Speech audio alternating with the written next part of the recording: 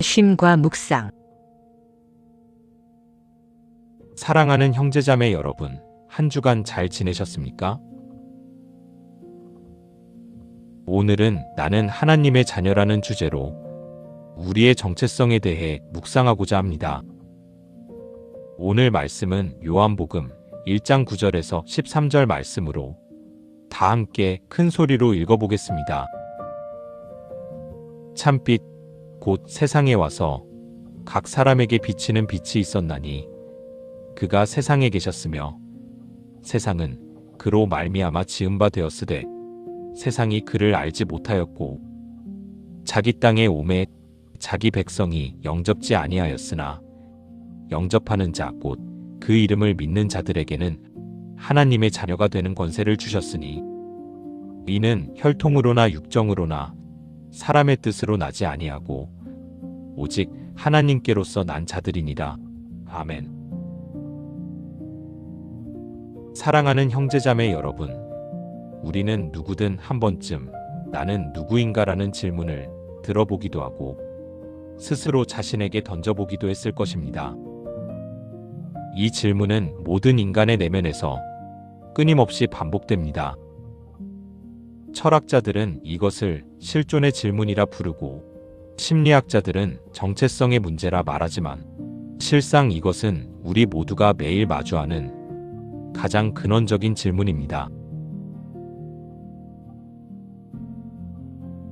아침에 눈을 뜨면서 거울을 보면서 사람들과 대화하면서 우리는 묻습니다. 나는 누구인가? 나는 어떤 존재인가? 나의 가치는 무엇인가?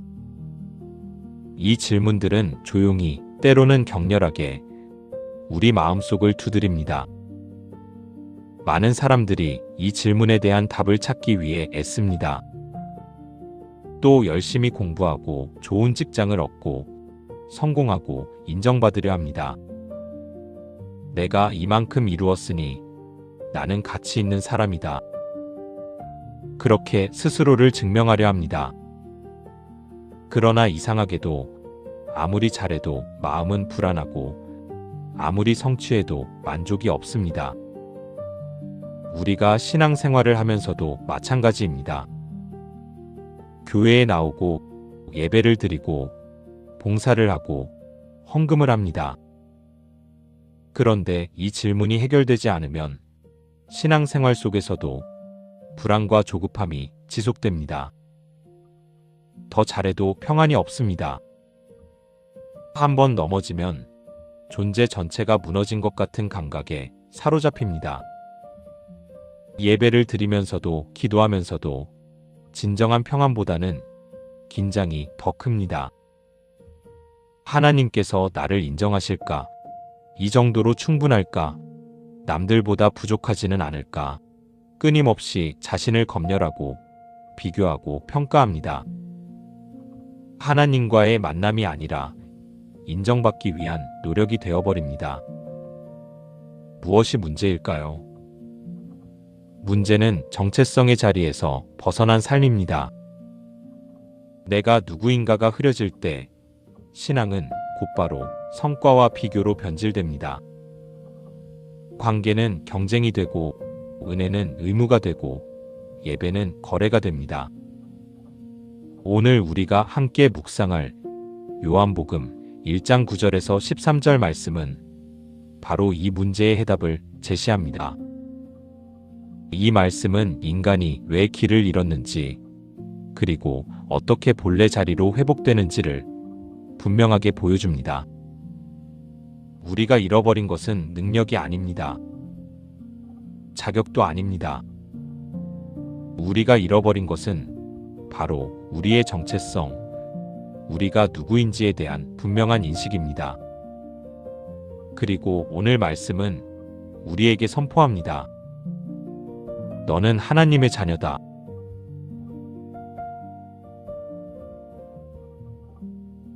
본문 구절을 보십시오. 참빛 곧 세상에 와서 각 사람에게 비치는 빛이 있었나니 예수 그리스도는 참빛이십니다. 이 표현은 단순한 은유가 아닙니다. 빛은 어둠 속에서 길을 잃은 자에게 방향을 제시합니다. 빛은 숨겨진 것을 드러내고 보이지 않던 것을 보게 합니다. 빛은 생명을 가능하게 합니다. 많은 사람들이 인생의 가장 힘든 순간에 예수님을 만나 진정한 삶의 방향을 찾아갑니다. 예수님은 바로 그런 의미에서 참빛이십니다. 예수님은 우리 존재의 기준이 되는 빛이십니다. 그 안에 생명이 있었으니 이 생명은 사람들의 빛이라. 그분 안에서 우리는 비로소 우리가 누구인지, 어디서 왔는지, 어디로 가는지를 알게 됩니다. 그런데 인간은 어둠 속에 있었습니다. 이 어둠은 단순히 무지의 어둠이 아니었습니다. 그것은 하나님과 단절된 영적 어둠이었습니다. 에덴 동산에서 시작된 그 단절은 모든 인류에게 어둠을 가져왔습니다.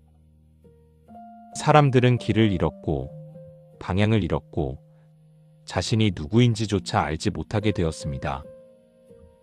인간은 스스로 빛이 되려고 했습니다. 선악과를 먹은 것이 바로 그것이었습니다. 하나님과 같이 되어 선악을 알리라.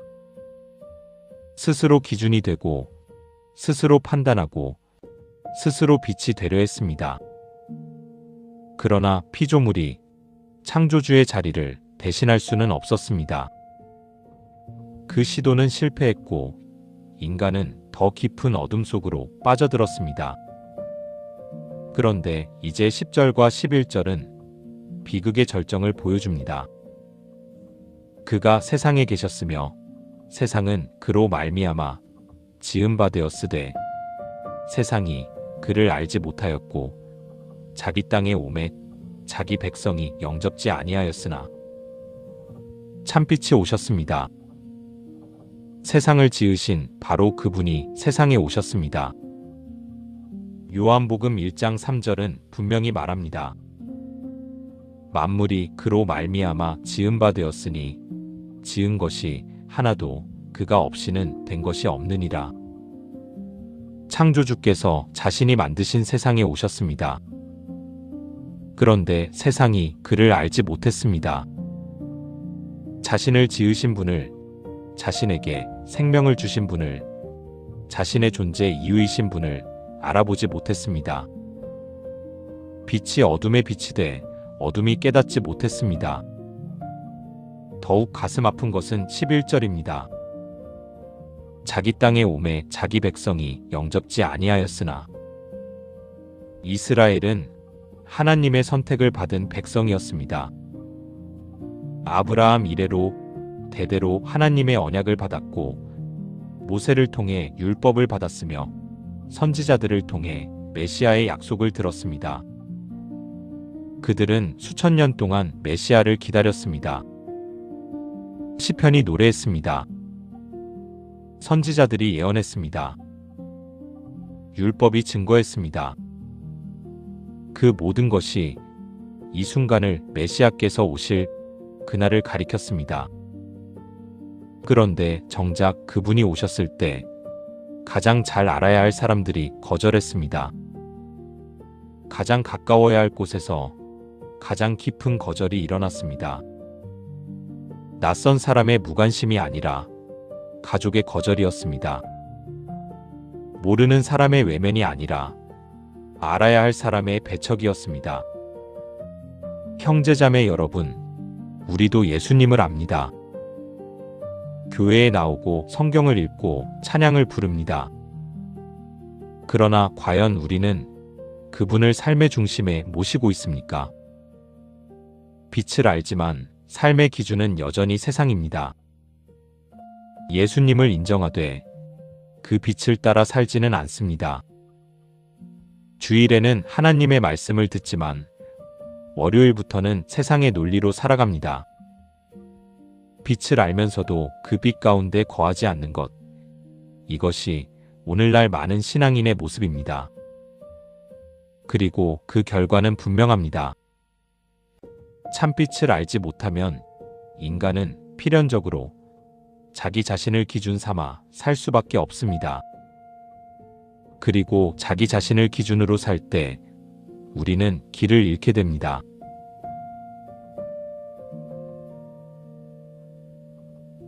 빛을 거절한 삶, 더 정확히 말하면 빛을 알면서도 그 빛 가운데 거하지 않는 삶에는 특별한 증상들이 나타납니다. 이것은 단순한 죄의 문제가 아닙니다. 자녀의 자리에서 이탈했을 때 나타나는 영적 증상입니다. 첫째, 종처럼 살아가는 신앙입니다. 하나님 앞에서 자유보다 두려움이 앞섭니다. 자녀는 아버지 앞에서 편안하지만 종은 주인 앞에서 긴장합니다. 자녀는 실수해도 용서받을 것을 알지만 종은 실수하면 벌받을까 두려워합니다. 기도가 아버지와의 만남이 아니라 상사에게 드리는 보고가 됩니다. 주님, 이번 주는 이렇게 저렇게 했습니다. 그런데 이것은 사정이 있어서 못했습니다. 변명과 해명으로 가득 찬 기도입니다. 관계가 아니라 실적 보고입니다. 예배를 드리면서도 마음은 편치 않습니다. 갈라디아서 4장 7절은 말합니다. 그러므로 내가 이후로는 종이 아니요 아들이니 아들이면 하나님으로 말미암아 유업을 이을 자니라. 그런데 우리는 여전히 종의 자리에 머물러 있습니다. 이것은 자녀의 모습이 아닙니다. 둘째, 성과와 인정에 매달리는 삶입니다. 하나님의 시선보다 사람의 평가에 더 민감해집니다. 봉사를 해도, 헌금을 해도, 기도를 해도 마음 한편에는 사람들이 어떻게 생각할까, 인정받을 수 있을까라는 생각이 자리합니다. 실패하면 존재 자체가 무너진 것처럼 느껴집니다. 한번 넘어지면 모든 것이 끝난 것 같고 마음속에서는 곧바로 이런 음성이 들려옵니다. 나는 역시 안 되는 사람이야. 하나님께서 나를 쓰실 리 없어. 나는 자격이 없어. 성과가 없을 때 우리는 자신을 무가치한 존재로 단정하며 스스로를 정죄합니다. 그러나 반대로 일이 잘 풀리고 성과가 생기면 태도는 정반대로 바뀝니다. 조금 열심히 일해 결과를 얻으면 그것이 전적으로 내 판단과 내 노력, 내 능력의 산물인 것처럼 여기게 됩니다. 내가 옳았고, 내가 잘 선택했고, 내가 열심히 해서 여기까지 왔다고 생각하며 어느새 마음 깊은 곳에서 자만과 우월감이 고개를 듭니다. 이처럼 성과를 기준으로 살아갈 때 실패는 곧 무가치함이 되고 성공은 곧 교만이 됩니다. 기준이 하나님이 아니라 내가 해낸 것에 있을 때 우리는 넘어질 때는 자신을 파괴하고 잘 될 때는 자신을 신격화하며 결국 어느 쪽에서도 참된 평안을 누리지 못합니다. 우리의 신분이 아니라 성과가 기준이 되었기 때문에 이런 행동을 하게 되는 것입니다. 신앙인들도 마찬가지입니다. 하나님 앞에서 늘 빚진 자처럼 살아가는 성도들이 있습니다. 아무리 헌신해도 충분하지 않은 것 같고 아무리 드려도 여전히 부족하다는 감각이 사라지지 않습니다. 그래서 더 애쓰고 더 증명하려 하며 더 많은 성과로 하나님 앞에 서려 합니다. 그러나 아이러니하게도 그렇게 할수록 평안은 줄어들고 불안은 커집니다. 이러한 상태는 하나님과의 관계를 은혜가 아닌 성과의 구조로 이해할 때 나타납니다. 하나님의 사랑을 이미 주어진 신분의 선물이 아니라 노력으로 획득해야 할 보상으로 받아들이는 것입니다. 그러나 하나님의 사랑은 성취의 결과가 아니라 출발점입니다. 우리는 잘해서 사랑받는 존재가 아니라 자녀이기에 이미 사랑받고 있는 존재입니다. 이 사실을 놓칠 때 신앙은 자유가 아니라 짐이 되고 기쁨이 아니라 부담이 됩니다. 셋째, 숨김과 합리화의 삶입니다. 빛 가운데 있으면 모든 것이 드러납니다. 그래서 빛을 거절한 사람은 자꾸 어둠 속으로 숨으려 합니다. 죄를 지으면 회개하기보다 설명하려 합니다. 고백보다 정당화가 먼저입니다. 이런 사정이 있었습니다. 나도 어쩔 수 없었습니다. 다른 사람들도 다 그렇게 합니다. 그때는 그럴 수밖에 없었습니다. 끊임없는 변명과 합리화입니다. 아담과 하와를 생각해 보십시오. 선악과를 먹은 후 그들은 어떻게 했습니까? 동산 나무 사이에 숨었더니 하나님께서 부르시자 아담은 내가 벗었으므로 두려워하여 숨었나이다 라고 대답했습니다. 그리고 책임을 전가했습니다. 하나님이 주셔서 나와 함께하게 하신 여자, 그가 그 나무 실과를 내게 주므로 내가 먹었나이다. 하와를 탓했고 심지어 하나님까지 탓했습니다. 하나님이 주셔서 이 표현에서 우리는 그의 교묘한 책임 회피를 봅니다. 하와도 마찬가지였습니다. 뱀이 나를 깨므로 내가 먹었나이다. 이것이 빛을 거절한 자의 모습입니다. 드러나기를 두려워하고 책임을 회피하고 자신을 정당화하려 합니다. 형제자매 여러분, 이런 증상들이 낯익지 않으십니까? 어쩌면 지금도 이런 방식으로 살고 계신 분이 있을지 모릅니다. 하나님 앞에서 두려워하고 성과로 인정받으려 하고 실수를 숨기고 정당화하려 하는 삶 말입니다. 그러나 우리는 분명히 알아야 합니다. 이것은 단순히 우리가 나쁜 종이어서가 아닙니다.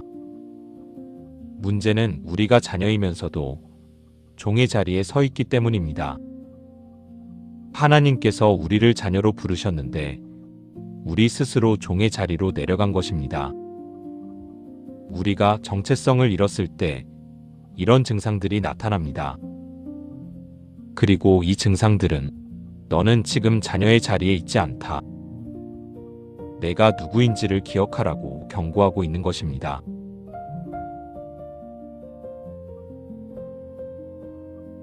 그러나 본문 12절은 전환의 순간을 선포합니다. 영접하는 자, 곧 그 이름을 믿는 자들에게는 하나님의 자녀가 되는 권세를 주셨으니 모두가 빛을 거절한 것은 아니었습니다. 어떤 이들은 그 빛을 영접했습니다. 세상이 거절했고 자기 백성이 외면했지만 그럼에도 불구하고 예수님을 받아들인 사람들이 있었습니다. 영접이라는 단어를 주목하십시오. 이것은 단순한 정보 수용이 아닙니다. 머리로 동의하는 것도 아닙니다. 영접은 삶의 문을 여는 것입니다. 예수님을 내 삶의 중심으로, 내 인생의 주인으로 모시는 결단입니다. 요한계시록 3장 20절에서 주님은 말씀하십니다.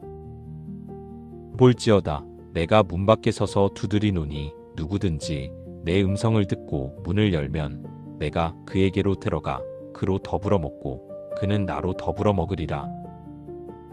주님은 문을 두드리십니다.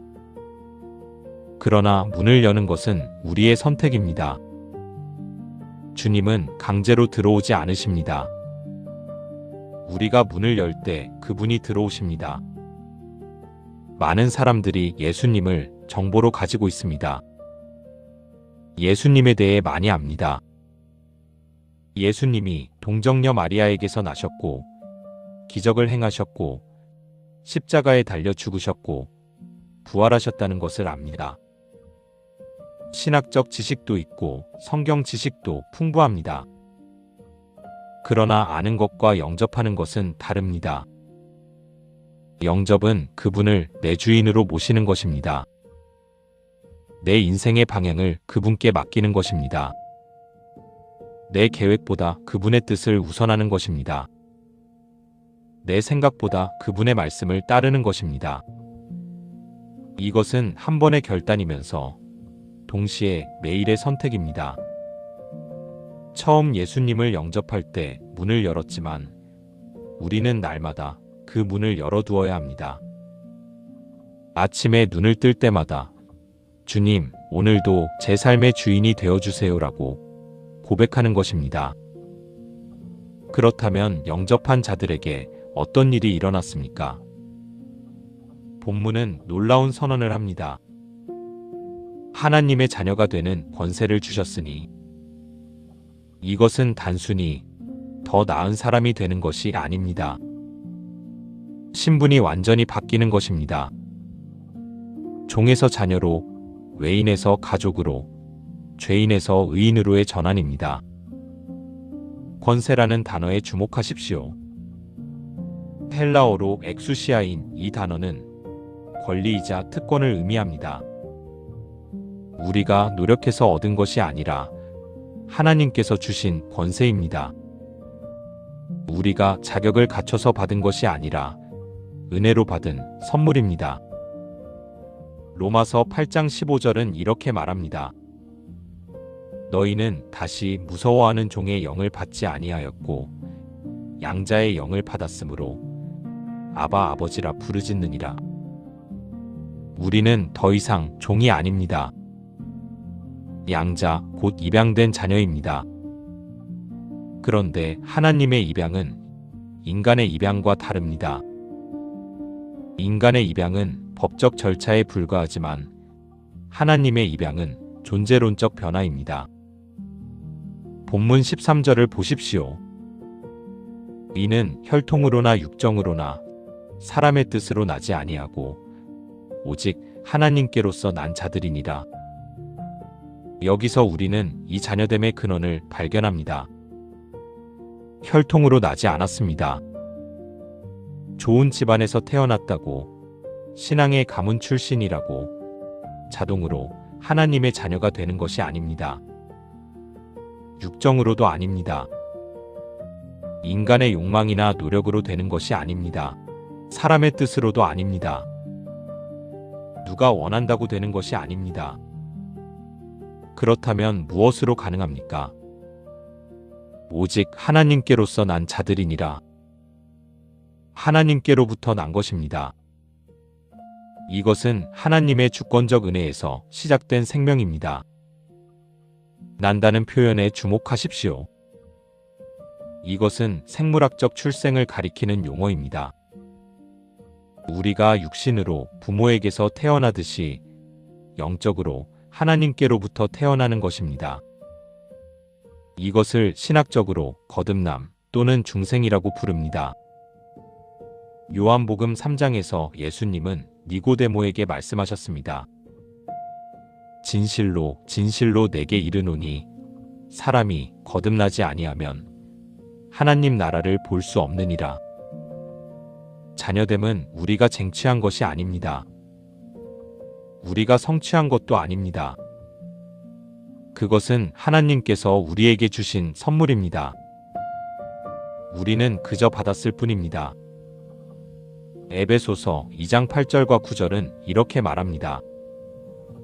너희가 그 은혜를 인하여 믿음으로 말미암아 구원을 얻었나니 이것이 너희에게서 난 것이 아니요 하나님의 선물이라. 행위에서 난 것이 아니니 이는 누구든지 자랑치 못하게 함이니라. 이것이 복음의 핵심입니다. 우리가 자녀가 된 것은 우리의 노력 때문이 아니라 하나님의 은혜 때문입니다. 우리의 선택 이전에 하나님의 선택이 있었습니다. 우리의 능력이 아니라 하나님의 능력입니다. 그러므로 우리는 자랑할 수 없습니다. 동시에 우리는 두려워할 필요도 없습니다. 우리가 잘해서 자녀가 된 것이 아니기에 우리의 실수가 그 신분을 빼앗아갈 수도 없기 때문입니다. 우리는 은혜로 태어난 자녀입니다. 이것이 복음입니다. 이것이 우리를 자유케 하는 진리입니다.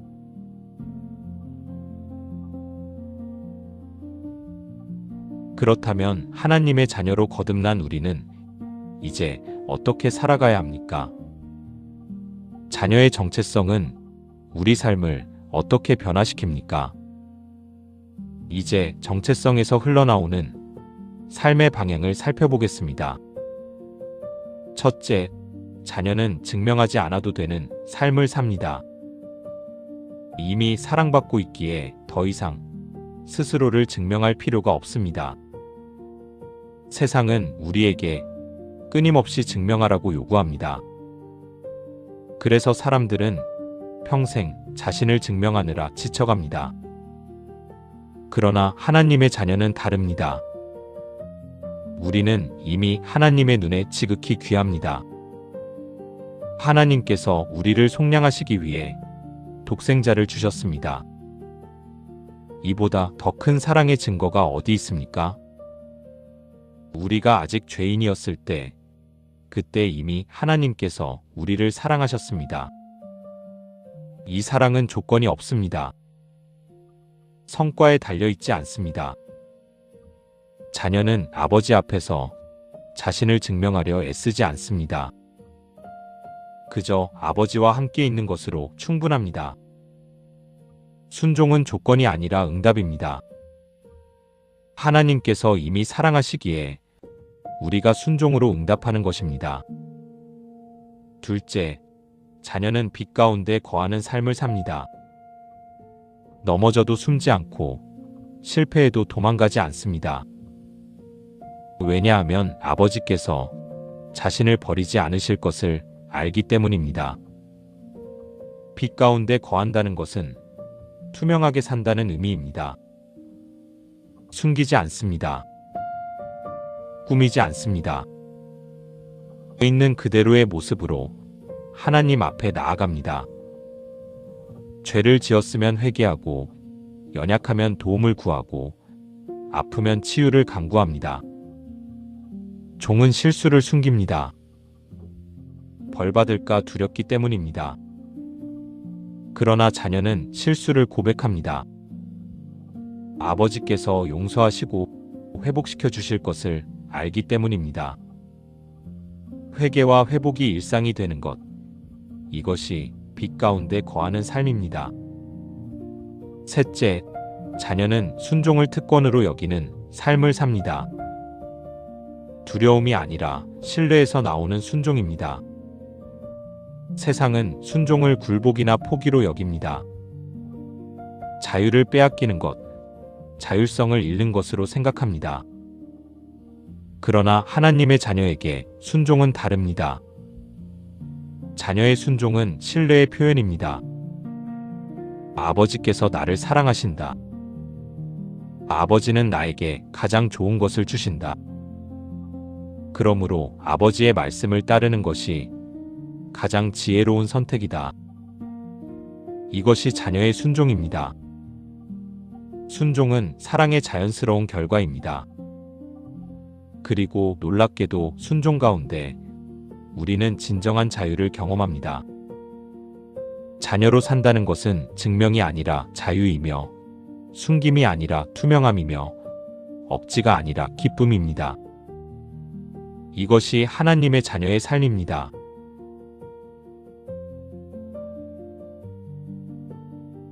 사랑하는 형제자매 여러분, 우리는 오늘 요한복음 1장 9절에서 13절 말씀을 통해 우리의 정체성을 다시 확인했습니다.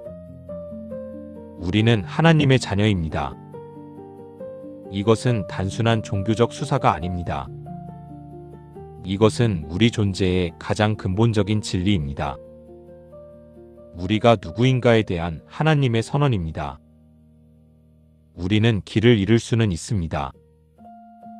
멀리 떠날 수도 있습니다. 넘어질 수도 있습니다. 그러나 신분을 잃지는 않습니다. 한번 하나님의 자녀가 된 사람은 영원히 하나님의 자녀입니다. 이 신분은 은혜로 주어진 것이며 변하지 않습니다. 우리의 실패도, 우리의 죄도, 우리의 연약함도 하나님의 사랑을 막을 수 없습니다. 여러분이 지금 어디에 있든지 어떤 상태에 있든지 하나님께서 부르고 계십니다.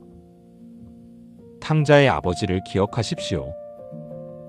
아들이 멀리서 오는 것을 보고 달려가 목을 안고 입을 맞추었습니다. 아버지는 종들에게 명령하셨습니다. 제일 좋은 옷을 내어다가 입히고 손에 가락지를 끼우고 발에 신을 신기라. 제일 좋은 옷은 명예의 회복입니다. 가락지는 권위의 회복입니다. 신은 자녀 신분의 회복입니다. 아버지는 돌아온 아들에게 다시 완전한 자녀의 신분을 회복시켜 주셨습니다. 하나님도 우리에게 이렇게 하십니다. 우리가 멀리 떠났다 돌아올 때, 우리가 넘어졌다 일어설 때, 우리가 잃어버렸던 정체성을 다시 회복시켜 주십니다. 예수 그리스도를 영접한 여러분은 하나님의 자녀입니다. 오늘부터 이 진리 위에 서십시오. 아침에 일어날 때 나는 하나님의 자녀다라고 고백하십시오. 일터에 나갈 때 이것을 기억하십시오. 어려운 일을 만날 때 이것에 의지하십시오. 밤에 잠자리에 들 때 이것을 감사하십시오. 여러분의 신분이 여러분의 삶을 변화시킬 것입니다. 여러분이 누구인지 아는 것이 여러분이 무엇을 하는지를 결정할 것입니다. 여러분 모두가 하나님의 자녀로서의 특권과 기쁨을 누리며 날마다 아버지의 사랑 안에서 자유롭고 담대하게 살아가시기를 예수 그리스도 이름으로 축복합니다. 아멘. 오늘 말씀을 잠자리에 들기 전에 이 말씀으로 묵상 기도의 시간을 가지시기 바랍니다. 오늘 귀한 시간 함께 해주셔서 감사합니다. 구독과 좋아요, 알림 설정으로 이 빛의 메시지를 더 많은 분들과 나눠주세요. 감사합니다.